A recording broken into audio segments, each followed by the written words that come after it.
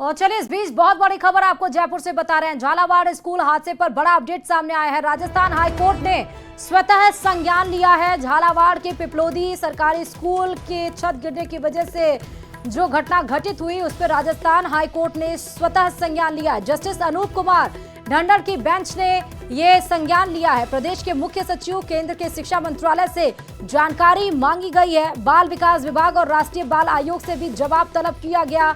स्कूलों को बदहाली से निकालने के प्रयासों पर जानकारी मांगी गई है। तो यानी कि अब आप देखिए कि झालावाड़ स्कूल हादसे पर बड़ा अपडेट यह है कि राजस्थान हाईकोर्ट ने स्वतः संज्ञान लिया है और ऊपर से लेकर नीचे तक यानी कि पूरे जो सिस्टम है जो इसमें इन्वॉल्व है उन सब से संज्ञान भी लिया गया, उनसे सवाल जवाब भी किया गया और रिपोर्ट भी, जानकारी भी मांगी गई है। केंद्र के शिक्षा मंत्रालय से भी जानकारी मांगी गई है और प्रदेश के जो मुख्य सचिव हैं उनसे भी मांगी गई है जानकारी राजस्थान हाईकोर्ट के द्वारा। आपको ध्यान होगा कि झालावाड़ के पिपलोदी गांव में जहां पर एक सरकारी स्कूल का छत गिर गया था, जिसमें उस घटना में 7 बच्चों की मौत हो गई थी, 22 बच्चे घायल हो गए थे और अब उस पर राजस्थान हाईकोर्ट ने स्वतः संज्ञान लिया है। हालांकि इसको लेकर सीएमओ ने बड़ी बैठक भी ली, यानी कि मुख्यमंत्री भजन लाल शर्मा ने सीएमओ आवास में और साथ ही साथ इस पर जानकारी भी ली और ये भी कहा कि जो भी जर्जर स्कूल है उसमें बच्चे नहीं पढ़ेंगे उसकी मरम्मत भी कराई जाए और उसके लिए फंड भी, बजट भी बढ़ाया गया, वो भी बढ़ाया गया। लेकिन अब जस्टिस अनूप कुमार ढांढर ने स्वतः संज्ञान लिया है। बड़ी खबर आपको इस बीच लोकसभा में जोरदार हंगामा देखने को मिला। वेल में सांसद हनुमान बेनीवाल पहुंच गए। झालावाड़ हादसे की तख्तियां लेकर वेल में पहुंचे हैं। स्कूल में हादसा नहीं, सिस्टम की अनदेखी से हुई हत्या और ये बड़ा आरोप मौजूदा सरकार के ऊपर हनुमान बेनीवाल। आपको पता है कि लोकसभा राज्यसभा की संसद की कार्रवाई चल रही है और आए दिन अभी थोड़ी देर पहले ही जहां ऑपरेशन सिंदूर को लेकर इस पे बवाल मचता हुआ दिखाई पड़ा था, तो वहीं वेल में पहुंच गए तख्तियां लेकर हनुमान बेनीवाल। झालावाड़ स्कूल में जिस तरह से घटना घटित हुई, उन्होंने कहा कि ये जो हादसा हुआ था वो सिस्टम की अनदेखी से नहीं हुआ बल्कि हत्या हुई। हादसा नहीं बल्कि सिस्टम की अनदेखी से हुई हत्या।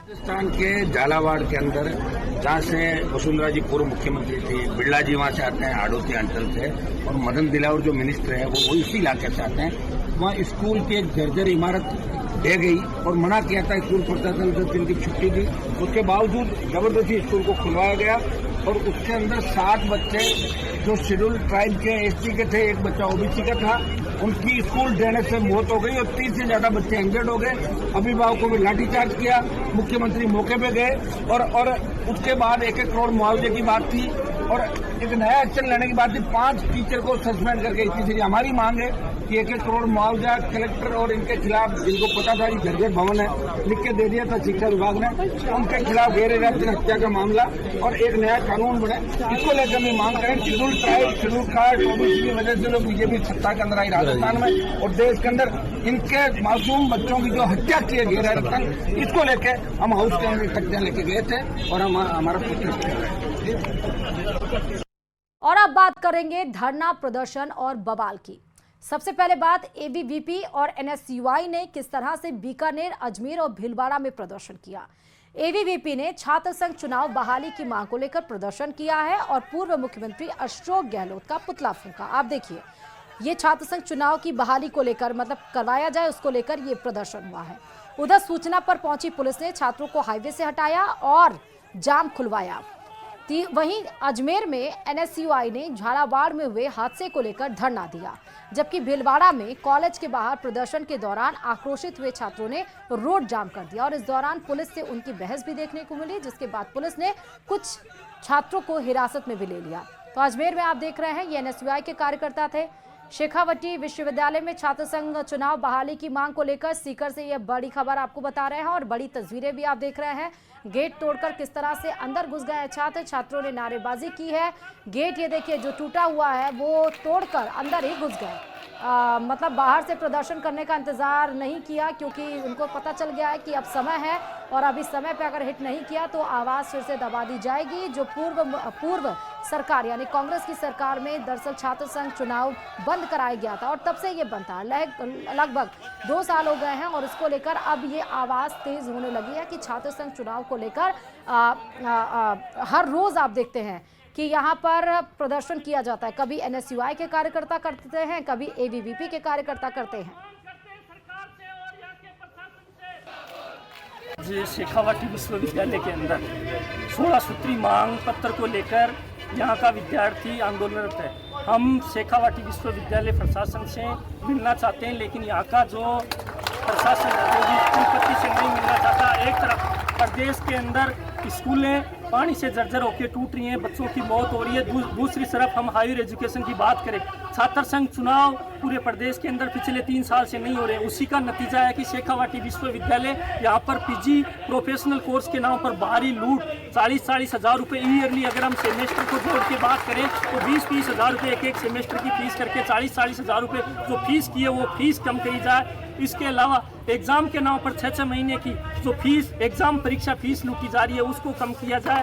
उसके अलावा यहाँ पर पढ़ाने के लिए टीचर नहीं है। महाविद्यालयों की बात करें तो वहाँ एक प्राचार्य के द्वारा कॉलेज संचालित हो रहे हैं। नई शिक्षा नीति की बदौलत यहाँ कोई भी टीचर नहीं है। सरकार वरिष्ठ अध्यापक के नाम पर 28 हज़ार रुपये के अंदर टीचरों की 5 साल की सोसाइटी एक्ट के तहत कॉलेजों के अंदर टीचर लगा रही है गुजरात मॉडल के द्वारा। हम इन तमाम बातों का विरोध करते हैं। बहाल करो।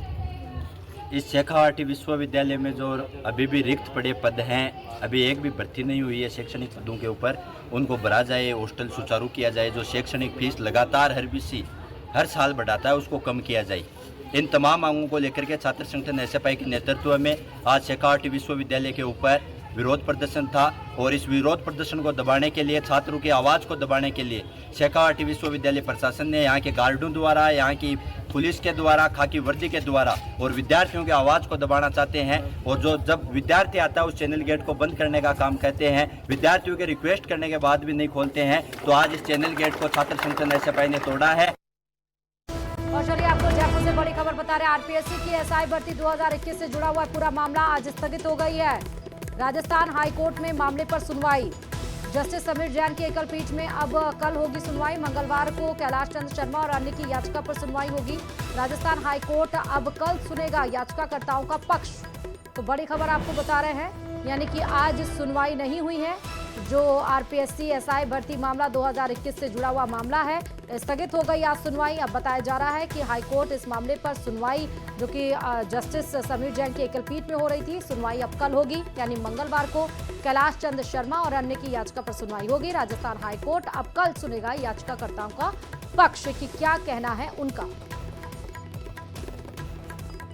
तो अभी तक रोज ये अनुमान रहता है कि आज कोर्ट कोई फैसला दे देगा, लेकिन सुनवाई या तो अधूरी रह जाती है या कल के लिए टाल दी जाती है। ज्यादा जानकारी के साथ संवाददाता हितेंद्र इस खबर पर जुड़े हुए हैं। हितेंद्र, सुनवाई में क्या हुआ और कल के लिए क्यों स्थगित की गई? जी, आज सुनवाई जो है और केसेस के चलते जो है थोड़ा लेट तो हो ही गई थी। उसके अलावा जो है आज सुनवाई में एक पक्ष के वकील जो है आज उपस्थित नहीं हो पाए, क्योंकि कुछ फैमिली प्रॉब्लम थी कुछ। इसके चलते जो है उन्होंने एडजॉर्नमेंट मांगा और कोर्ट ने जो है उनको एडजॉर्नमेंट दिया है।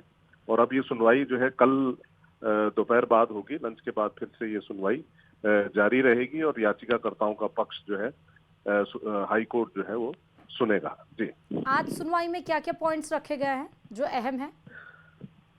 आज की सुनवाई हो नहीं पाई, तो कोई पॉइंट्स का अच्छा, आज हो ही नहीं पाई, बिल्कुल भी सुनवाई नहीं हो पाई हितेंद्र आज?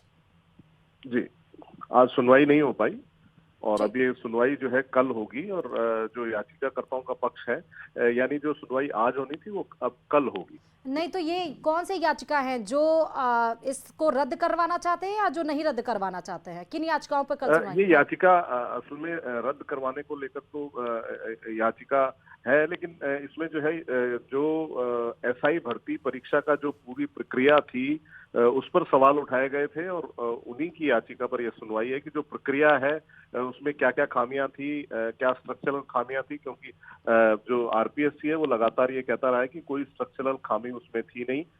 जो नियम कायदे थे उन्हीं को ध्यान में रखकर जो है सारी चीजें फॉलो की गई थी और सारी चीजों के अनुसार ही जो है ये भर्ती प्रक्रिया अमल में लाई गई थी।